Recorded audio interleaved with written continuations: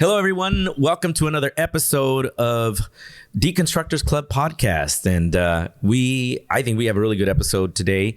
Well, I got to introduce myself. I always forget that. Yeah, go. And You're too excited. yes, I am. I love these weeks, we're going into talking about Christian nationalism, but we'll talk about that in a little bit. I am your host, Alex Weiss, and your co-host, Bob Azarito, here with you. And Bob, how are you doing? Doing great. Yeah, this is for us, this is a Monday, and that's always a little tough to come in and begin to do this on a Monday. Try to record it. Yeah, we'll get into it here. The little hamster wheel isn't going fast enough. Absolutely. So last episode, we had Dr. Matthew Taylor with us, and what an amazing episode. Very good. Even though we did it out of the studio, we did it on Zoom. But I thought that, what he brought, what he talked about in his book, The Violent Take It by Force, was very, very important and revealing, especially in this time going up to the elections and the activities that are going on with this movement, this new Apostolic Reformation movement.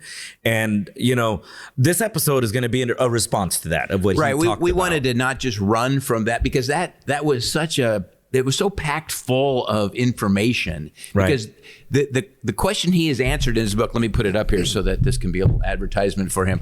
Yes. Got to get that book. The information that he gave is answered so many of our questions about, why were there Christian flags at a January 6th gathering, and why so many Jesus flags and Jesus comments and Christian symbols? Why were they crosses and whatnot? What was that about? Here was an very violent insurrection, and yet right there, right in the outskirts, right in the middle of that crowd were these signs. And so it was a little confusing at first for some of us. That was very disturbing to see. And he sort of spent some time talking about and helping us understand what's been going on here right under our noses.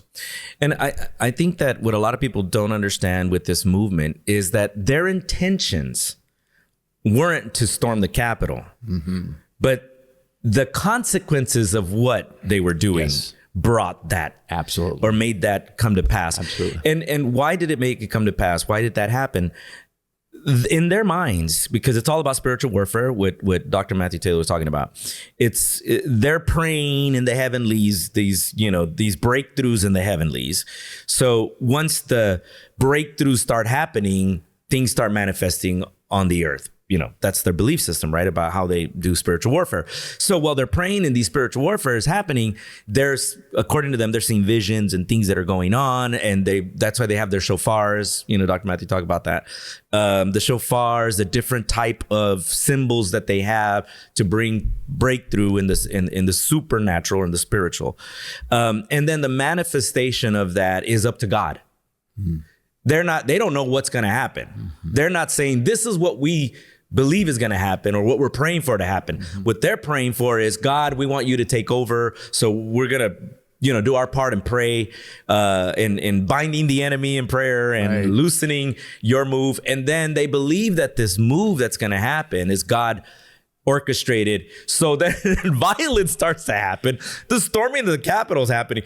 And the delusion is they're thinking, well, God is answering this way. Right. And they're all their words, all their phrases, all their chants are all very aggressive sounding. They're, the violent take it by force, the name of this book. They use that as a call almost, that we need to be aggressive in praying back the evil spirits and the demons, and we need to participate through our prayers in this very violent sounding demonstration of victory. And so those that maybe aren't quite as nuanced with all of that. It's just a little tiny step to actual violence. And so that's why so many who were there. But what's interesting, what you just said is very fascinating, which is that when those who were praying saw this happening, in their minds, that was just potentially part of God's answer to their prayers. Right. They're like, well, we're praying, we're doing our part in praying for breakthrough in the heavenlies. So then that means when that happens, then God does his part. Right. And violence, actual violence, isn't viewed by them as necessarily a bad thing. No, yeah, they're thinking God is answering this way. God is answering that way. And they have no idea the type of consequences that their move brings. So they're thinking this is God answering, and these people are thinking, not the people that are part of this new Apostolic Reformation, but those that were coming alongside that are right-wing folks, right-wing radicals.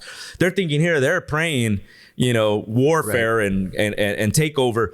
We're going to do it ourselves. I was thinking, we're going to put it upon ourselves. So I was going to ask you this question. You came out of this movement. I mean, that was part of your upbringing. You mentioned that a little bit last week, and we can talk more about some of kinds of things you heard. But I noticed even we're going to mention this Million Women March that happened Saturday, actually, in Washington, D.C. But I was thinking about, as I was listening to that on YouTube and listening to some of the rhetoric that was being on display, I was thinking about how it's undergirded with a very negative view of the world. Mm-hmm. That we're in dire straits. We're in trouble. We are going down. That we are, that the demons are in charge. That evil, well, that's how they feel with the progressive move and Democrats. And they don't state it that they say progressive and Democrats.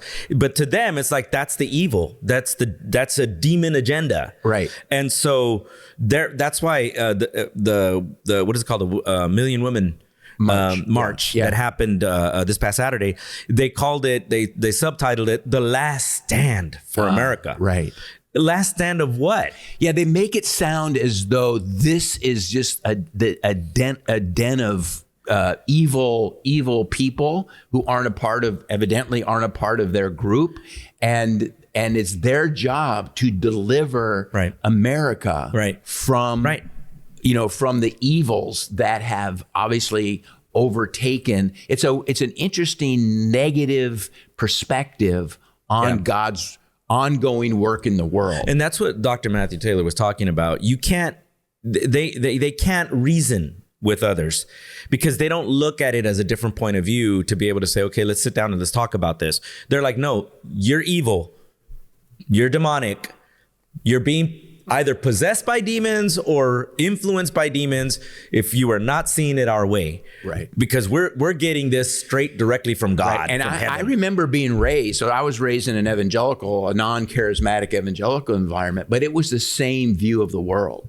The world was evil. Mm-hmm. The world was bad. We as Christians were good. We were where God lived. Mm-hmm. We were the place of purity and holiness and righteousness. And the world, anybody outside of our group, was the place of evil. Right. And so that kind of dichotomy made it so difficult to engage with the world or feel like you were a part of others because it was us versus them. And you see the same thing in the new Apostolic Reformation. You see the idea that the world is black, right, and we as the white, as the called, are viewed as the pure, are being called to deliver the world. See, but that is the catch.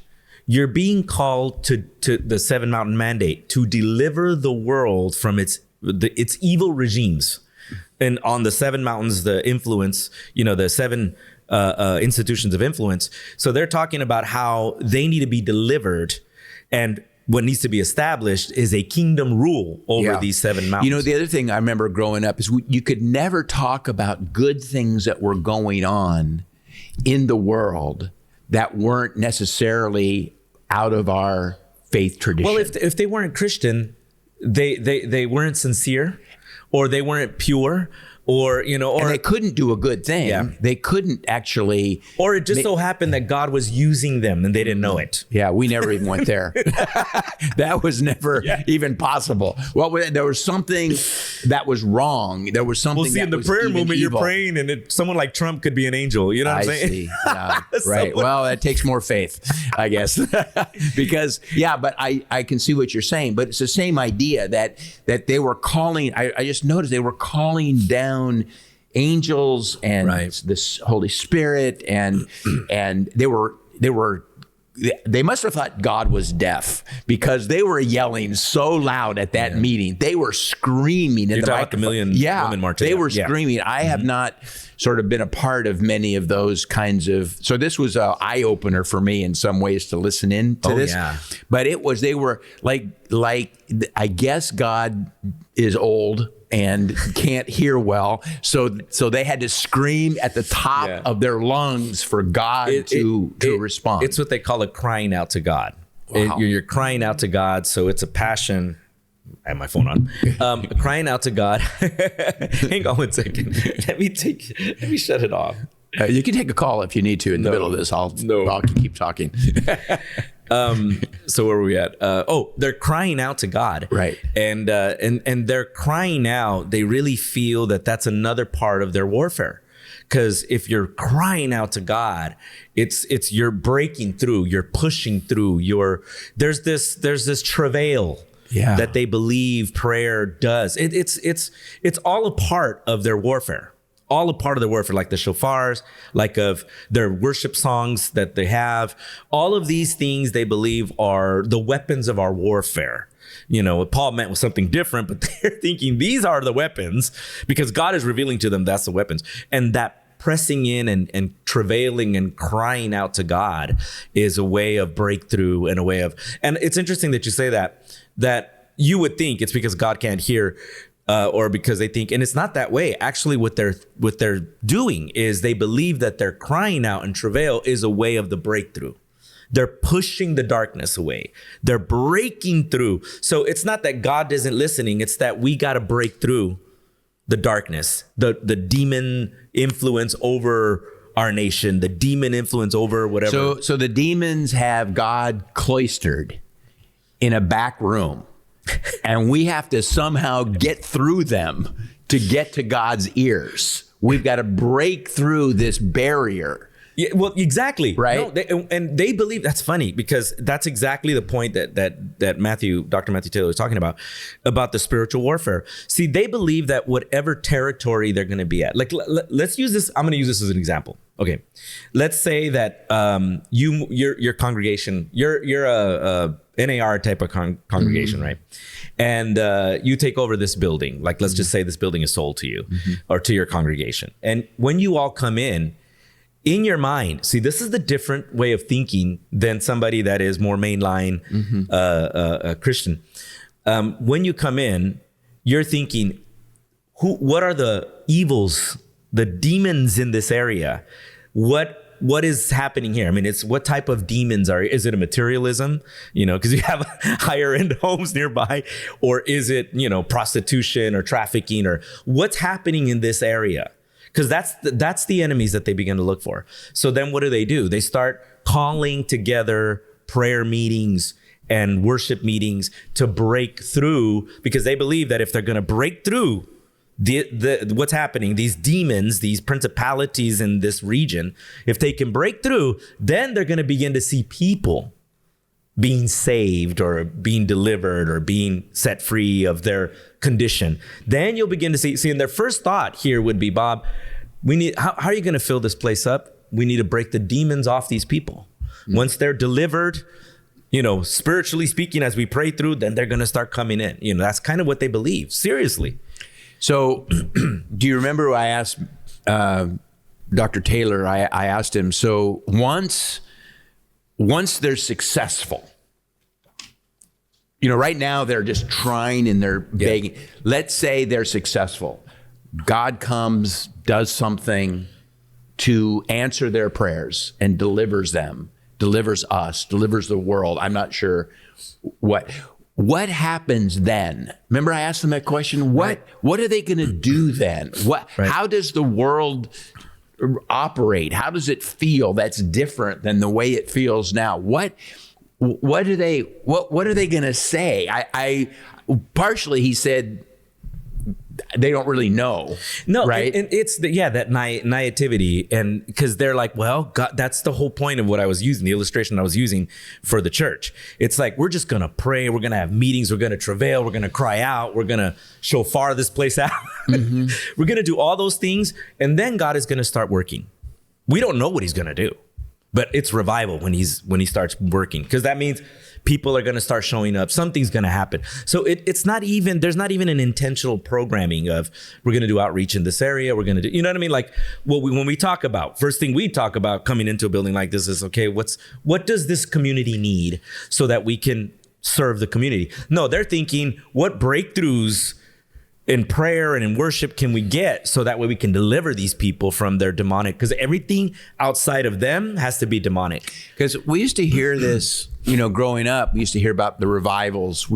Our church used to pray for revivals that, but mostly it was related to different definition, reaching people and they become Christians, right, and they join the church, and this sort of thing.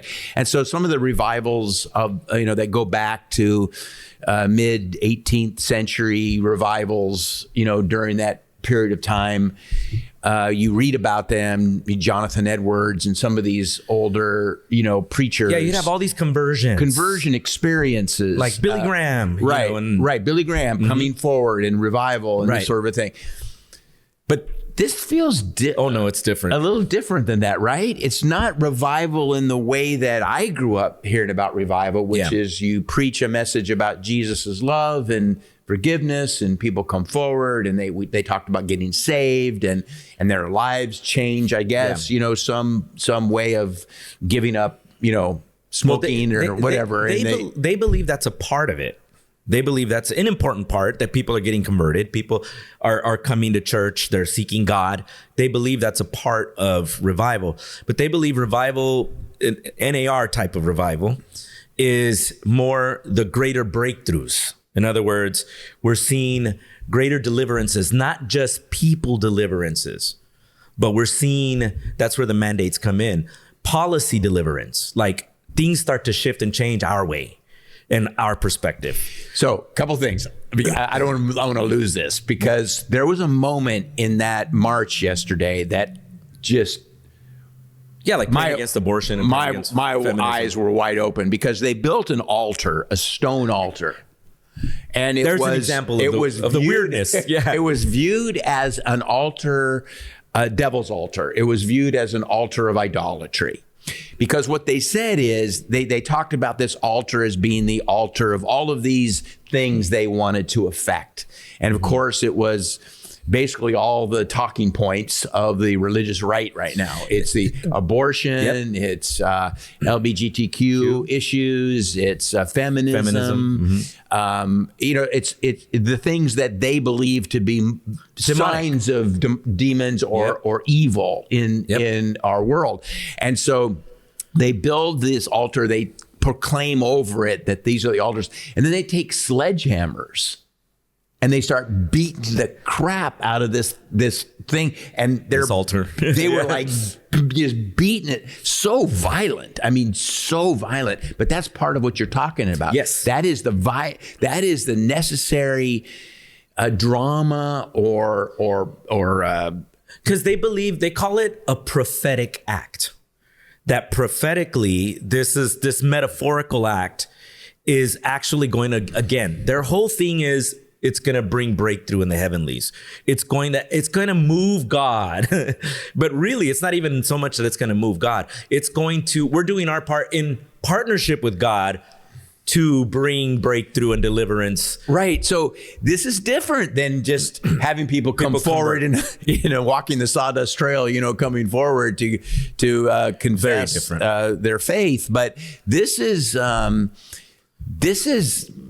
way more dramatic about a revival. If this is called revival or some kind of deliverance, as you're talking about, So that's where this 7 mountain mandate kind of comes in, right? It's not, and you mentioned this the other day, it's not disciple the people of the nations. Right. It's disciple the nations is the Great Commission. Right. Go into all the world.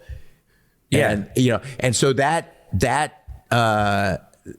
Great Commission, where heads of state are turned, or influenced and turned to the agenda. Talk a minute. Remind our viewers a little bit about the 7 mountain mandate, just so we know what's talking, because that goes pretty far back in the movement. I mean, that came somewhat early on, or not so. Well, yeah, the first aspects of it before it became something so much strategic, like 7 mountains.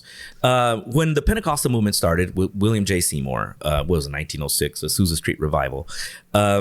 It started with a prophecy that there would be an end. This is the beginning of an end time harvest, right? And it wasn't just a conversion of people, but people being filled with the Spirit, speaking in tongues, the Pentecostal experience, right? Signs and wonders, healings. And so, but the prophecy was, and this is where the basis comes of NAR. The prophecy was, this is going to the world. This is not about LA, the city, or the nation. It's about the world. It's about, how God is going to pour out his Spirit on all flesh, on the whole world. Of course, they're misinterpreting this whole thing, but that's what they believe. They believe that 1906 was the beginning of an end time harvest, end time outpouring of the Spirit.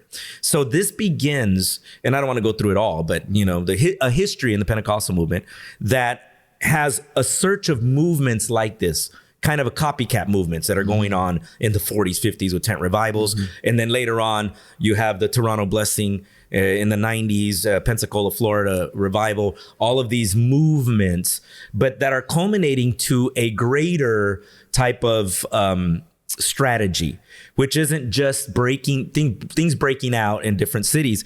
It's more of these prayer movements that are happening now, these large gatherings that are coming together that now have a strategy based on reaching the entire world. Their strategy now, according to Lance Wallnau, that Dr. Matthew Taylor talks about in the book, Lance Wallnau was the one that came up with the strategy of the 7 mountain mandate, which means 7 mountains, 7 key institutions of influence, like media, education, politics, religion, government. So you look at all of these institutions, the mandate now, it's not even about, okay, we want everybody to convert and be filled with the Spirit. It's like, we want to convert nations now, not the people of the nations, but nations in general. We want to convert them into submitting to the 7 mountain mandate, meaning they got to reflect our values, reflect our kingdom values, reflect our kingdom ways. So literally, this is happening in nations in Africa. And even this past Sunday, we heard about that with some of our members that are from Africa. That's happening in South America, where literally there's heads of state that have NAR leaders in their ears, like as prophets and apostles. And they listen to what they're saying because they believe God is speaking through them into how to lead their nation. So what is happening here in the U.S. that has kept that at bay up to now is the fact that we have a type of democracy with 3 branches of government that they haven't fully been able to crack into.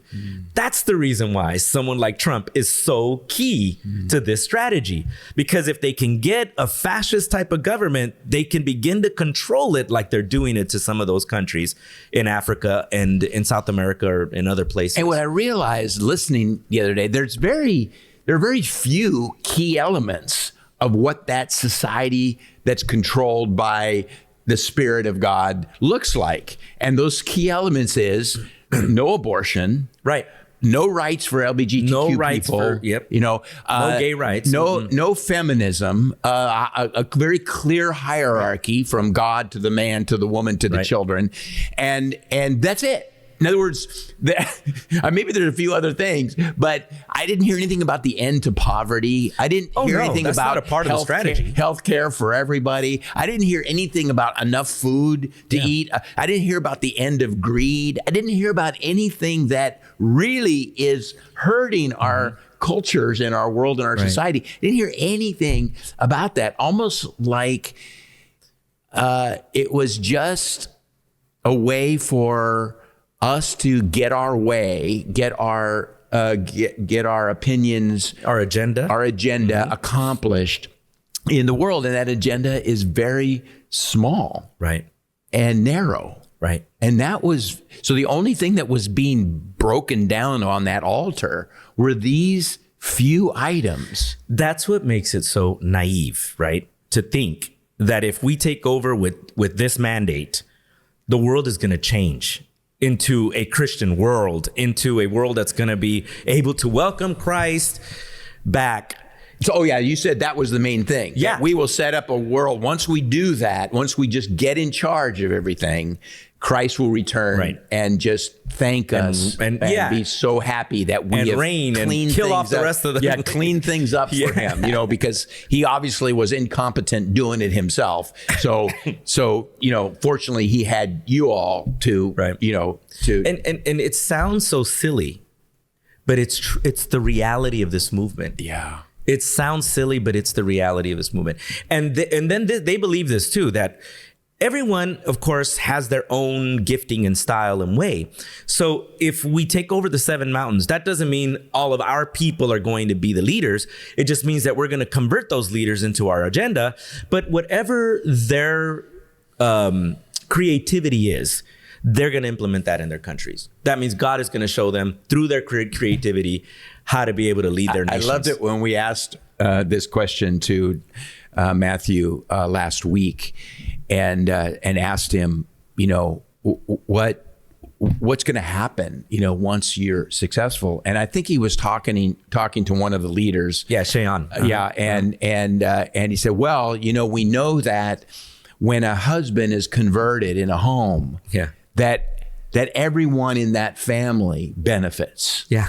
Was his sort of he naive. Stops being abusive. He starts being loving and kind. He stops being a substance abuser. I remember Matthew started laughing at that point because he said, are people not aware of what actually happened when at times in history when Christians were in charge? You got the Inquisition, you got the witch trials, you got the Crusades, you have all of these things, and the ability to be deceived, the ability to be deluded is not reserved just for people who aren't Jesus followers. Right. That Jesus followers can be just as deluded, and it doesn't seem like anybody's very self-examining, self-aware to ask, does this make sense? Does this really fit? Well, this is what I believe, in my opinion, being a part of that movement years ago.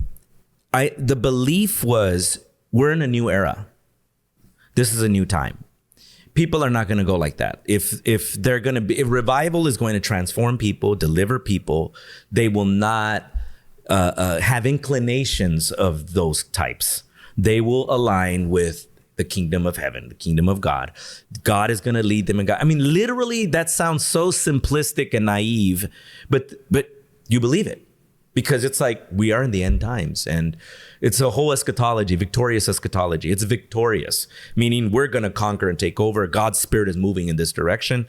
So the people that are going to be in position of power, if God puts them there, it's because it's going to be God's agenda. Things are going to change. So that's what they really even believe with Trump. Forget the fact that this could become a fascist, government, and we have no idea. They have no idea of the consequences. They have no inkling of the bad part of what they're doing that has happened and can happen and will happen if we're not stopping it in some way and somehow. Yeah, there are people who view this election again just as a normal election of do you like the way this person's going to lead, or do you like the way that person's going to lead? They just view it as, do you like that platform? Do you want to be against abortion? It's a political, and people are undecided still because of the economy. Or someone's going to, I'll be better off economically. Well, thinking practically, right? Right. And some people tend to be, more conservative in their finances, so they kind of lean one way, some the other. But this is completely different. You could see the dangers of this because people believe in this with all their hearts, that they are doing God's work like this. So they put their heart, soul, they are relentless with this. And that was one of the questions that we had this past Sunday from the members, right? What happens if Trump doesn't get elected, or what's going to happen? I was like, well, they're relentless. Mm-hmm. They will, if it's not Trump again, they'll find somebody else. They're not going to stop because they believe this is the mandate of God upon their lives.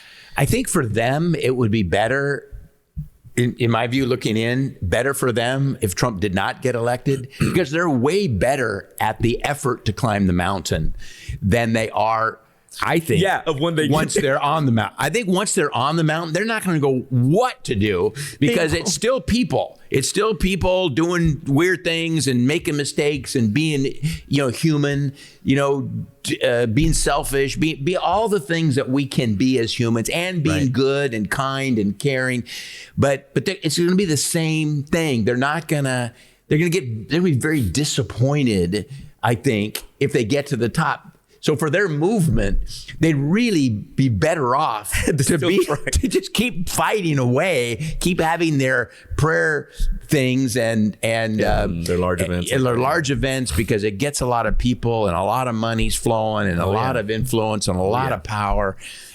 But I just think they're naive. I think you've said it a couple times. I think that's right. I think they're so naive about what humans can be like when they have that much power. Right. If you give anybody, I'm not even talking about Donald, anybody, absolute power. Right. Power where we already know they're not accountable to anything while they're the president. They have power to do whatever they want to do. How dangerous that is. And the only reason that we have avoided the kind of dangers that other countries and other times have had, and we haven't really avoided it because we've been through a lot of those things as well. But this democracy that somehow holds check on the absolute power of any one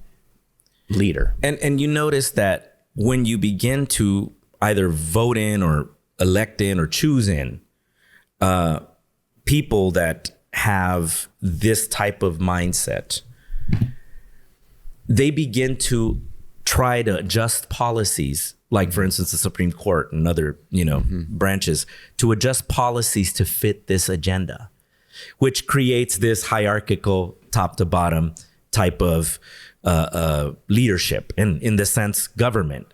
And this is what keeps us at least somewhat of a democracy, is the fact that we have these branches of power, that one cannot dominate the other. But yet, if this agenda, would really dominate in these branches, they would try to eliminate the branches. If that makes any sense. Mm-hmm. So that way it could adjust and align to this top to bottom kind of thing. It's scary because you see people say, oh, that'll never happen. That can't happen. What's happening in the Supreme Court? Absolutely. It's dangerous stuff is happening right now in our nation. And of course, there are right-wing people that have an agenda, either it's through conspiracy theories and things that they believed, to establish a government. They know what their end wants to look like. There's white supremacists. They know what their end wants to look like. There's radical right-wingers. They know what their end that they want it to look like. This group, their end is God. We want a breakthrough so that God will take over. They have no clear breakdown of what they're going to do when they get to the top of that mountain. They're thinking, well, when we get there, God will reveal it to us. And when we get there, or when we get the people that we want in charge, then God will reveal it to them. We're not going to worry about that. If God was going to do such that, a dangerous don't way of you thinking. think that would have happened by now? I mean, why in the world? I mean, I think what they're going to find. Well, no, but he needs us to warfare. Yeah. Because we need a battle. We need our part. We need a battle down here. And that's another way of interpretation. That's an interesting way. You had mentioned God being in some closet and, they're in between. Well, actually, some of their dominion theology, some of their theology, which justifies their actions and what they do, is the fact that they believe that the devil has kicked out God. Some of them do believe that. And that the only way God is given permission to come back in is when we do this. When we have these prayer gatherings. God's when we have in prison. Well, no, he's up there. He's all free up there, but he's not free down here because there's too much evil down here. Got it. It's crazy. So we have to give him access to his world, right? It's really frightening because there's going to be, I mean, just the idea of blaming immigrants, for example, for a lot of the problems of America. It's so sad because for so long, this country has benefited from incorporating immigrants into our society. Not that we've done that perfectly or ever done that well even, but the idea that mass deportations are going to follow, which does hearken to very evil times in other countries in the past. So the whole eugenics mentality. My word. The idea of the blood of America has been contaminated by all of these are very frightening when you think about. The NAR, that's not even at all one of their goals in any way. They actually are not against the immigrant. They really aren't. Instead, they're thinking, oh, let's give them revival. They're always thinking revival. Let's revival, break out there. They're always thinking these things, but they don't understand that the people that they want in power can actually execute these types of policies. They can use the power for things other than what the NAR want. That's right. To have happen. Those are the consequences.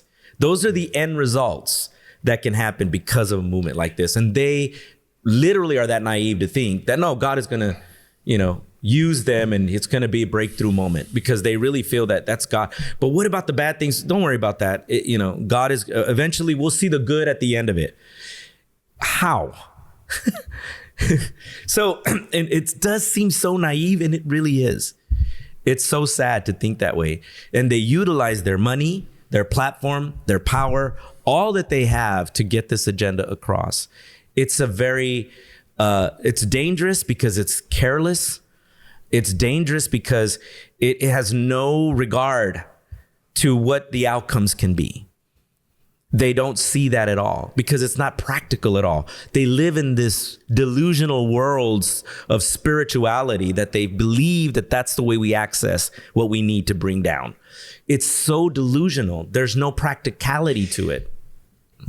So obviously some who, this is a Deconstructors Club podcast, and obviously there are some who have deconstructed from that kind of thinking.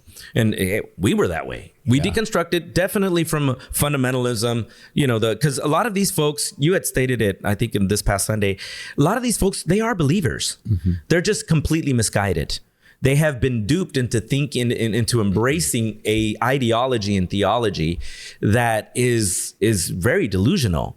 And so this is what happened to us. We began to awaken when we started seeing all of these things. They weren't making sense at all. For us, first, they started making sense because they brought us into prayer. We were kind of brought into this whole situation through prayer and warfare. And because what we wanted is, we thought, hey, we want a move of righteousness. We want to see good things happen in the world. So that's how we were brought in. But once we started coming in and all of these altar type of things are happening and all of it, and we're like, you're just like using the smallest things in scripture to just change it and make it a weapon of your warfare. So that way you can justify what you want, your agenda. And we started seeing all of that. And we're like, this is a political agenda in essence. And you know what? This is not what the gospel is about. That's when our focus started changing and switching to people in the margins, those that are marginalized, all of this started switching and changing for us. And when we really started reading the Gospels, when we really started seeing Jesus in the light of those that are oppressed. And when we started seeing it that way, we started noticing this movement is very misguided. It is very distorted. It's been distorted, and it's been distorted by power. It's been distorted by this delusion So it's. I would even go out as far as saying, first of all, I'm glad that Matthew Taylor did this, wrote this book, because there's not a lot of this type of literature that needs to be out there. Right. But I would go as far as to say, for me, they're even more dangerous than the right-wing radicals, because we at least know what they want. Mm-hmm. And we know, okay, we just got to really go against that. But how do you go against something like this? I mean, you just have to continue to expose it for what it is. But it's a delusion, It's something that's not real. It's altered. It's like an altered state of being. It really is. Yeah. You feel like you're in an altered state. And it's interesting that recently, in view of these things that were, have been going on, I started to preach a series of sermons on the idea of Jesus and power in some of the texts, in some of the stories of the New Testament, particularly in the Gospels. And it occurred to me, more so than ever before, how often this concept of power was part of Jesus's efforts in instructing the disciples. Yeah, to go against it. He was trying, he gave away power. They tried to make him king. He said no. He took away. Mm-hmm. Peter said, no, you're not going to die. We're going to turn you into a Messiah that's going to control the world. Jesus said, no, get behind me, Satan. It was so many times that when the two brothers came and the mom brought them left and right side, and we want to reign with you. We want to be in your kingdom. And Jesus kept saying, no. That was such so from way back at the beginning, this struggle with power has been in the world, really, and it also became an issue within the religions as well, and within Christianity. The temptation with Jesus was, I'll give you the kingdoms of this world. Yeah. When you hear that, like within this type of ideology, you're like, oh yes, the seven mountains. The kingdoms of this world, this is what we want, but we want it for Christ. No, you don't understand. You're doing it for you. Yeah. The sad part for me is that, we have a church and we've done ministry for all these years, and we view the gospel as something freeing and enlivening and connecting us with other people, all other people of the world. And so when this becomes more predominant, it gives such a bad taste in people's mouths, in my mouth, right, about this whole Christianity thing, about Jesus, because they use the scriptures, they use the name of Jesus, they use all these things in ways that are so negative and hurtful and I think undermine this good news of peace and forgiveness and kindness. And it's sad, because I think people outside of Christianity begin to feel very negative about the church, and yet the church is a place where people are trying to help the world and help people, not everybody, but trying to help the world, trying to feed the poor, trying to work for people and getting jobs and housing and all of these things. But that's not what's being seen in this kind of a movement. I think, because I know we're about almost at the end here of our episode. But I think that one of the questions or a couple of questions that I got this past weekend was, what are we supposed to do? Mm-hmm. Like, how do we counteract something like this?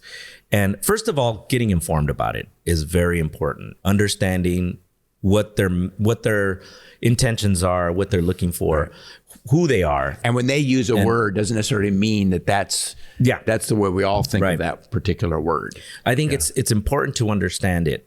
First of all, this movement and how it fits within the Christian nationalist agenda, because it's a segment of the Christian nationalist agenda. Because of course you got the right wingers, you got other more in essence structured organizations, but this is not an organization; it's a movement. People from different denominations and different backgrounds and different ideologies have come together to accept and embrace this.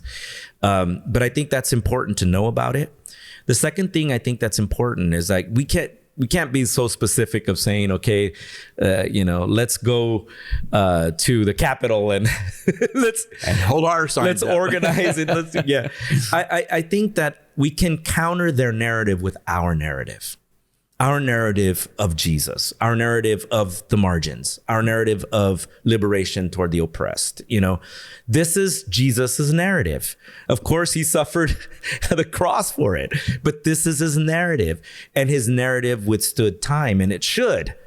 We're still around and we still believe, and I'm talking about his narrative. A lot of us still believe that Jesus gave his life for people this way. He loved people. He wanted specifically those that were marginalized and oppressed and disenfranchised to be, not only to feel that they belong, but to completely feel accepted by God. And that was deliverance for Jesus. Deliverance for Jesus definitely was deliver the poor, deliver the disenfranchised, deliver those who are under oppression. Yeah, instead of saying that they're under demonic darkness, well, they were under oppression. The demonic darkness was the empire, was the power that kept them oppressed. And they needed to be delivered by that. And the tactic was love. And I was going to say that. And it wasn't even through violence. No. It was the complete antithesis. Of what empire did. They did it through love, or he did it through love. He did it through peace. He did it through laying down his life. This is the narrative that we need to amplify to counter the narrative that this country and people beyond are listening to, because they're in front of televisions. They do these large events. They get all this attention to push their narrative. I'm not saying we need to do the same thing, but we need to amplify at least so much more what we do. If we really feel this way, how can we even be more strategic about what we do?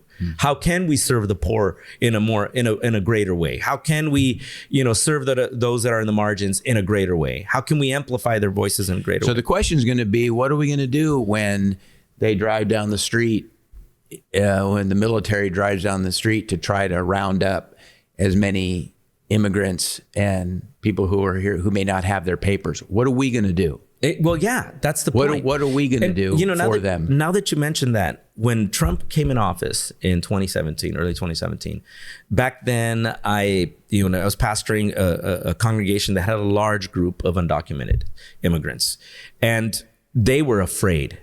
They were scared because of what was going to happen and what did happen. ICE would come in with their vehicles, their large vehicles, to come in and round up people and take them and deport them.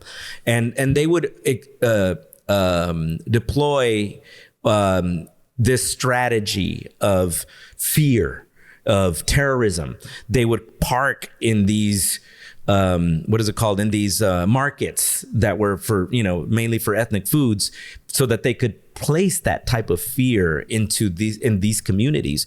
So what we ended up doing here in Sacramento, being a part of area congregations together, which was a social justice organizing type of nonprofit of churches that have come together, was build sanctuaries for people, or not build, but have sanctuaries.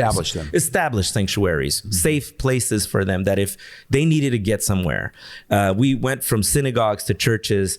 Pastors even came to me and said, hey, and not only that, one of the synagogue leaders came to me too, and the rabbis came to me and they said, hey, if your congregation needs a safe space or needs a sanctuary, I want you to know that our place is available for you all. We have places for them to stay. We have places for them. So I don't know how that's going to look this time around, but I know back then we had to utilize that several times. And but that's the narrative of the church. Now, conservative churches looked, very, they said bad things. They looked down on this type of practice, but yet that's what Jesus did.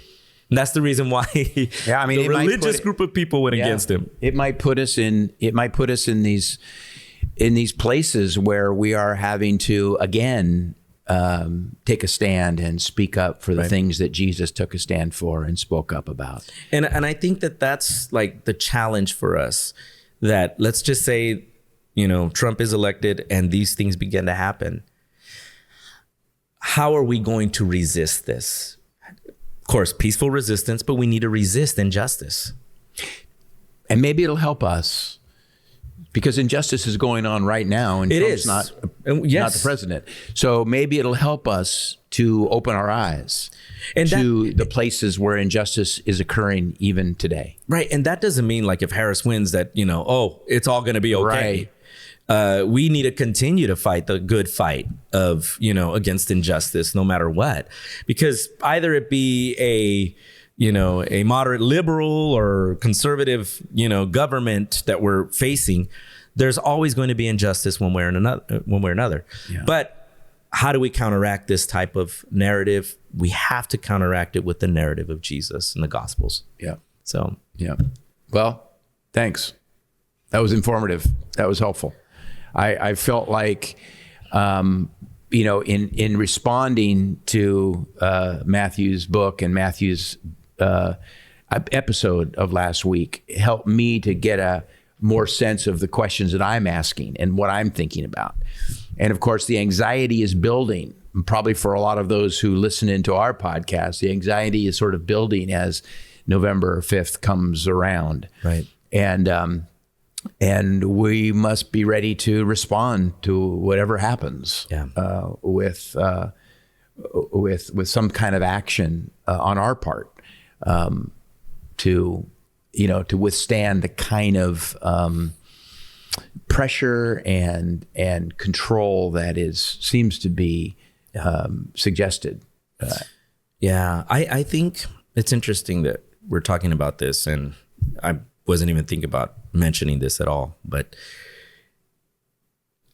after those elections in 2016, 2017, I thought, in 2020, when you get, Biden becomes president, things kind of shift and change. Of course, the pandemic was happening then. But I stayed thinking, if something like that would happen again, like 2016, what would I do?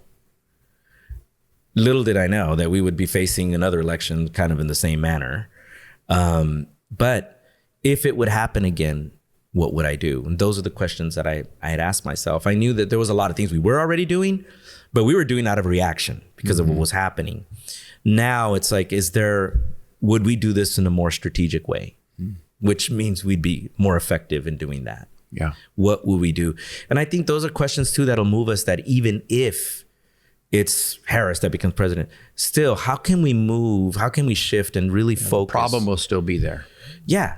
And becoming so much more strategic about our narrative, like they're so strategic about theirs. You know. Yep. Anyways, I know we've already passed our time, but we can keep on talking about Alex. This stuff. Yeah. And next week we have an amazing guest, a good friend of mine, Kurt Lewis is going to be with us, and so he deconstructed from a lot of what we're talking about. Yeah, from evangelicalism.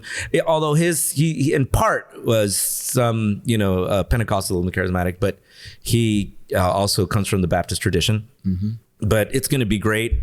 We love to bring stories of deconstructors here because we're the Deconstructors Club. Yep. And everybody should feel comfortable writing in, letting us know what you're thinking, and a little bit about your stories, because we're doing this for them, for you, for those who are listening in, who might feel alone or isolated. Right. We're all going through this. Or those that have been also part of this movement, NAR, in some ways, that completely understand what we've been talking about especially the last couple of weeks. Yeah. So we'd love to hear from you. Definitely write us, send us, a message. We're on TikTok, Deconstructors Club Podcast. We're on Instagram, same name. We're on Facebook, same name. So write us, send us a message. We just want to hear from you. We want to know you all are okay out there, and that you're actually, if not enjoying the episodes, at least they're episodes that are impacting you in some way. Yeah. And so, all right. Thank you for joining our episode today. See you next week.